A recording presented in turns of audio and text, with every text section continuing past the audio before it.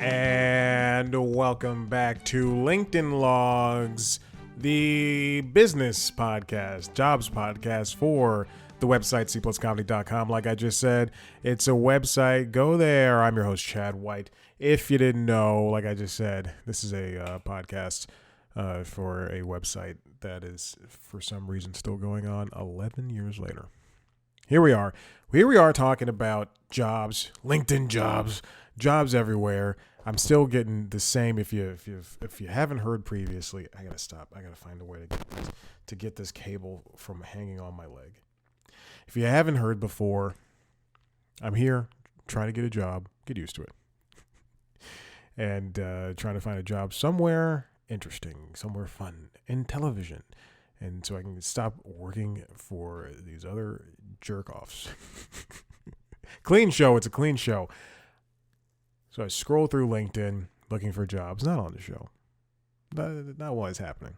And I talk about the things that come from this. From my experience of trying to find a job. But more recently in the past week, I don't know if I mentioned this. There was a job last week where I think I did, where I had an interview with a company that did not realize that I'd already previously done some freelance work for them. Yeah, I did talk about this. And then I did the first interview, and then they told me I was going to have to wait, until this current week that this episode is out, that I would hear anything back from them. Lo and behold, Thursday or Friday, I get an email saying, "Hey, Chad, we want to advance you to the second round." I said, "Great, let's do it." So now I'm in the second round. It already happened. I set it up for Monday so I can have something to talk about today, and also so I can get out of the way. I'm the world's greatest producer. So I did the second round, which was a test of sorts. I've done tests before, and what this test involved me doing is starting the God blessin' timer. And I'm all out of whack. I gotta start the show over. All right, here we go. Theme song in 3, 2, 1. Just kidding. I would never do that. Too much time. I've done that before, way before on the Constitutionals, before even the other two podcasts existed. I had to re-record, I think, 2 episodes in my last apartment because I forgot to record or something like that. Who knows? Anyway, I did the test, and what the test involved was, I don't want to get too specific, but in my Google Drive, there's a business section. Just have business. I have a bunch of folders, and one of them is just business. And then under that, it's every job I've ever worked at or applied to. Anyone that has, and then my resume. And then I have work hours for several of them. I have work hours from 2016. Truly, because I want to keep that professional. Anyway, and within business, there's tests. And there's all these tests for different jobs I applied to: CBS 46, comicbookresources.com, androidpolice.com. They didn't give me these jobs, so I feel like I can talk crap about them. Door Loop, Planet Money. I don't know about that one yet, but I did send in something for Planet Money. They wanted a host temporarily for 6 months. I don't know if I'm probably not going to get that one. But they should hear my voice. They should see what I've done on People's Comedy. That guy's good. And then the last time I worked for this company, I don't know if I mentioned the company last week, so I won't say their name. But the last time I did work for this company, I still have 1, 2, 3. I have 3 videos I cut for them. 2 are the same video. 1 is the longest version of that one video. And then so anyway. They had me do an opinion piece. They had me do 2 parts of the test. They had me look over and not summarize, but kind of introduce a video opinion piece. And I guess if you go to, let's say you go to CNN.com or New York Times or Wall Street Journal or whatever, and there's a video element, a video opinion piece. Under that, this would be the blurb. So there would be a headline, a lead sentence, LEDE, lead graph, and then the one, and then the paragraph under that talking about, whatever. It's not a summary. It's just what are the things that you're going to see more or less, and try to get the thesis across the line to the reader. Anyway, I did that, and they gave me 2 hours to do it. So I said, how about 9 o'clock Monday morning? I'll be fresh as a daisy. I sit down, turn on some music, and I start doing this thing. That's the first part. Remember, I did. So this is the first part. So I start doing this thing, and then it's like 9:20, 9:30. I go, whoa, I may be done with this pretty soon. Yeah, I might be finished. I might be done doing this test ahead of time. Then I get to the second part. And the second part is I have to edit a full written opinion piece. And I go, oh no, I'm not going to be done. I read it, and then I read it, and I read it like, I think I probably read it 10, 15 times. And I just edited it and threw in some stuff and did all the things. And, you do the grammar stuff, and then also added some context to things. And I don't think I took much out. But anyway, I did it all, turned it in at 10:56 because it turned 10:57. I was like, all right, I better hurry this up. I was just counting all my ducks, getting them in a row. Hopefully I move on to the third round. We'll see. There shouldn't be more than 2. Let me tell you that. For any job, there should be no more than 2. Come on, just hire me. What's also interesting is that I reached back out to some recruiters that I know, again, for the third time. And I followed up on a job at a company that I did an interview for, again. And I'm not being pushy. I'm being polite. Don't think I'm being rude. You need to be nice to the... I reached back out. Hey, just following up to see if you got my last note. Hey, so-and-so just wanted to see. Hey, It's so, again, recruiters, they talk a big game, but they never follow up. They never do anything. I'm not going to say never, but if I see you posting on LinkedIn every day, 6 hours a day, how is that fair to me? How are you? And it's so funny. It's like, they do say, reach out. Let's do this. Let's connect. I mean, come on. I'm literally following your rules. What you should do is be somebody who is going to stick to their word. And this goes for every recruiter. I'm going to lump you all in. It's getting to be ridiculous. There's such fakeness in LinkedIn. I'd rather be friends with TikTok people. And TikTok's about to get taken away from everybody. All right. I got some stories to talk about. Let's do some stories. Yeah, I did look up some stories. You're welcome. This comes from CNBC, written by Karen Gilchrist. Unilever to split off its ice cream unit, including Ben & Jerry's. Unilever is the parent company of Ben & Jerry's, as well as Breyers and I'm not kidding, a metric poop ton of other entities. And we're going to see what they're trying to do is just get away from the ice cream business. I think they've been producing ice cream, or they've been in the ice cream business since 1922 is what I read. Now, this comes from Wall Street Journal, written by Aaron Back. Unilever is better off without Ben & Jerry. He writes, unless a buyer emerges, it will likely become a standalone listed entity by the end of next year. The company said the business includes 5 of the top 10 global ice cream brands with 7.9 billion quid, which is 8.6 billion American, of revenue last year. Unilever will retain its nutrition business, which also includes Hellmann's mayonnaise, some personal care and beauty divisions. And apparently, 7,500 white-collar jobs, mostly white-collar jobs, will be cut from the company. Back at CNBC, Gilchrist writes, Unilever said plans for the spinoff have yet to be finalized, but that a demerger is the most likely the separation route. This is very interesting because they've been, I think 2 years ago, Ben and Jerry's has been butting heads, as they put it.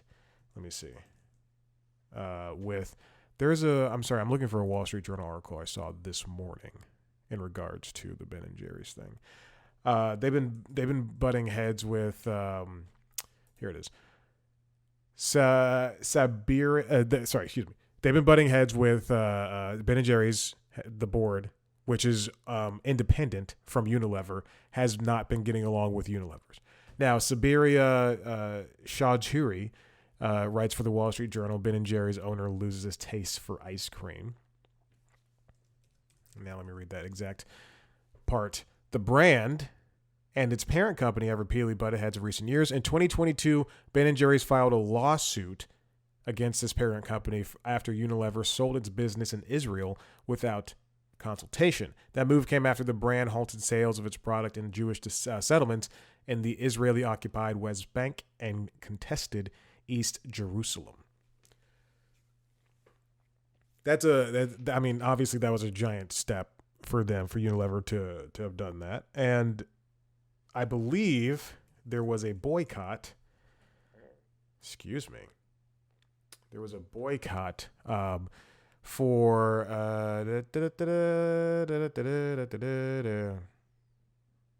because of that, where Ben and Jerry's is like, hey, don't do that, don't buy.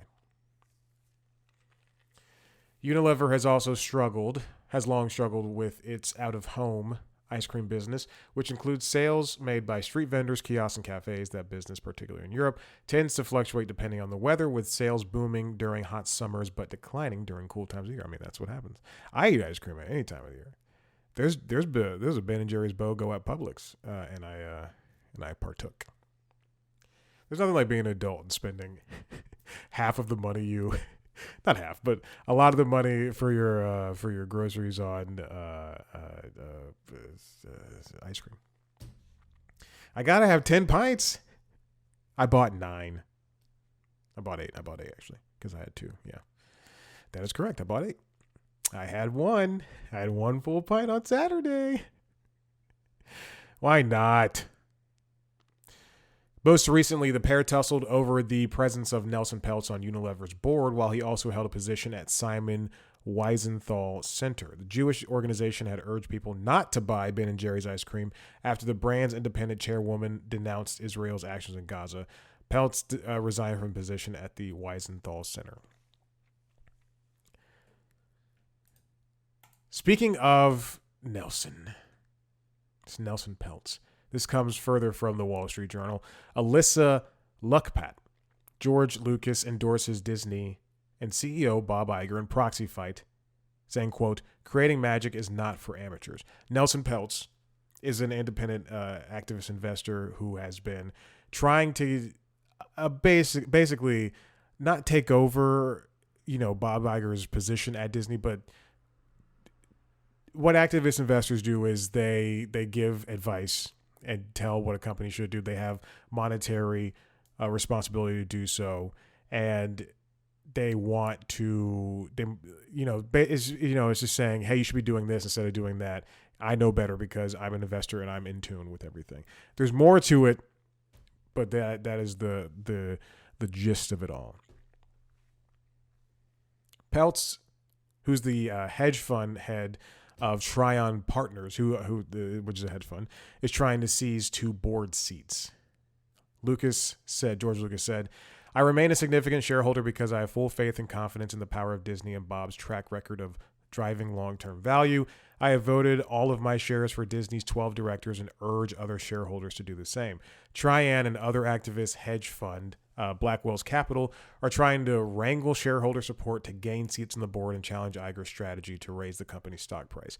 They want, again, they have monetary stake in this. Blackwell Capital and Tryon.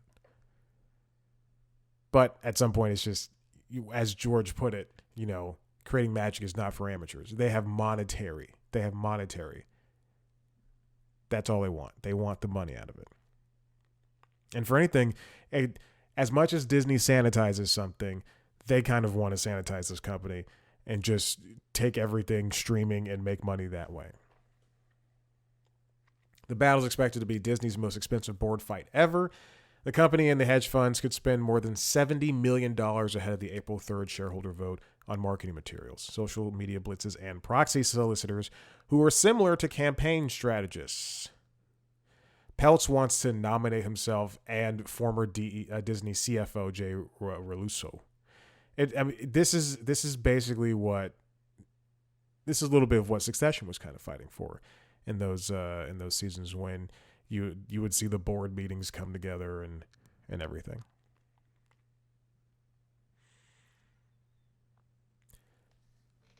Lucas, who's 79 years old, is the latest high-profile name to come out in support of Iger, including the descendants of the Disney family of Walt Disney and his brother Roy O. Disney.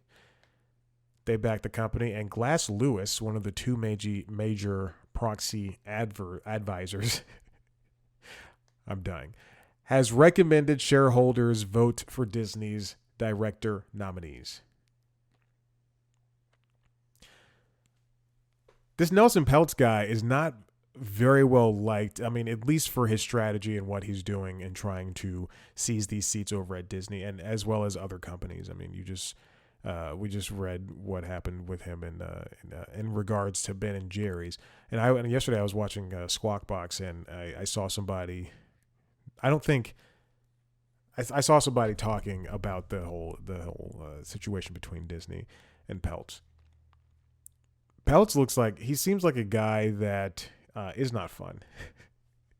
And I don't think he truly, I don't know if he understands that. I mean, with a lot of these activist investors, they're like backseat drivers. They're Monday morning quarterbacks. They're watching what these companies are doing from the outside. And I don't think that they understand what goes into running a big media conglomerate like Disney. And as much junk as I talk about David Zaslav or Bob Iger or Bob Backish, any one of the white men running these companies. As much as I talk about them, they at least there seems to be something.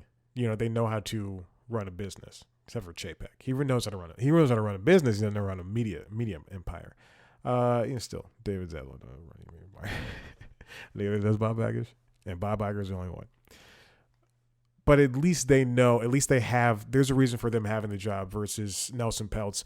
I'm sure if he was, God forbid, on the board of Disney, then he would hire somebody who would just be all about turning over that cash. They would crank out as many, and I mean, in the end, that would be them, Disney cranking out as many Star Wars things as possible. It doesn't matter if it's good or bad. It would just be, we need to make money. Same thing for Marvel.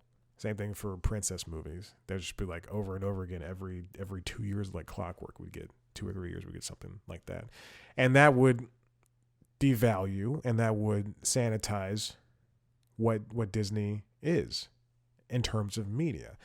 So this Nelson guy has no place to be on this board or to know much about the company at all. All right. Let's see what the last thing is. And it looks to me like it is this. Ooh, that voice. Don Lemon had an interview with Elon Musk. And man, oh man, you would think that Lemon himself was coming after Musk. Don't go online. If you're watching the video, I'm playing a little video of it now. Don't go online. Don't go to Twitter. Don't go to Reddit, because there's some of the most vitriolic responses that I've seen for a long time. Not because I don't spend time on Twitter. Now Don Lemon, he sat down with Musk. A couple of maybe a week ago, 2 weeks ago, he did this interview, and then as soon as Lemon, they finished, within the same day or so, Musk sent a text to Lemon's representatives that said contract canceled. It was like blah blah blah, contract canceled. It just seems so childish and so stupid to have a grown man, one of the richest people in the world, to come and act like this. And we've seen this behavior before. It's just how it can be so powerful and be so moronic at the same time. Now, I listened to Kara Swisher and Scott Galloway's podcast Pivot, and they did a special episode with Don Lemon talking about what happened before, during, and after he was paid. He was supposed to be. He did not get paid. That's the thing. He signed the contract, did not get paid. He needs to get his money. But he gets let go from CNN. He has to wait a certain amount of time before he could do anything else. He's offered this contract at Twitter, X, and one of the stipulations is for him, in order for him to have this show, the Don Lemon Show, which is a podcast and a video show, was for him to appear at CES, the Consumer Electronics Expo, for Twitter. I think it was CES. It was one of those conventions, one of the big conventions, and he did, and like that was a big thing for them, and that's another reason why he's even allowed to do a show in the first place. So he did the appearance, and so now he's allowed to do a show. He does a show. He asks. I mean, I listened to the entire thing yesterday, and I watched it at points and stuff. But for whatever reason, Elon is getting hot about this. It's a great conversation, and then people online, I made the mistake because I saw a headline that said Don Lemon said that that Twitter was suppressing the video, and it's correct. At one point it only had 400,000 or so views, whereas on YouTube and on if you look at the podcast sites and everything, it was up there. And but clicking on the tweet, and my God, these people that still use Twitter, man, oh man, these people are insane. Anyway, I thought it was a great conversation, and towards the end, you could just see Elon just getting pressed. He's like, I gotta go. You only have a couple more minutes. Like how can you be such a little bitch? Truly. Anyway, this is a clean show. Now, this comes from the New York Times, written by Derek Bryson Taylor. What Elon Musk said in testy interview on Don Lemon's noon CNN show. And at one point, Elon said the words, God, I forgot. Oh man, it was something.